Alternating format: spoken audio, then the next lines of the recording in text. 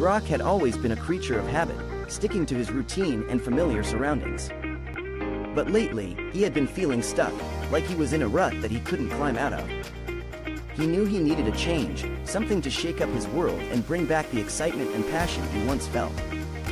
He decided to take a trip outside of his comfort zone, to explore new places and meet new people.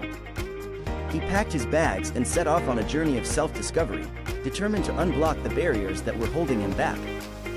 As he traveled, Grok found himself surrounded by unfamiliar sights and sounds.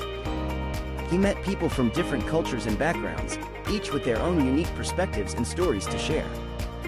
He tried new foods, learned new languages, and experienced things he never thought possible. With each new experience, Grok felt a sense of liberation and freedom that he had never felt before. He realized that by stepping outside of his comfort zone, he was able to break free from the constraints that had been holding him back. As he returned home, Grok felt rejuvenated and inspired.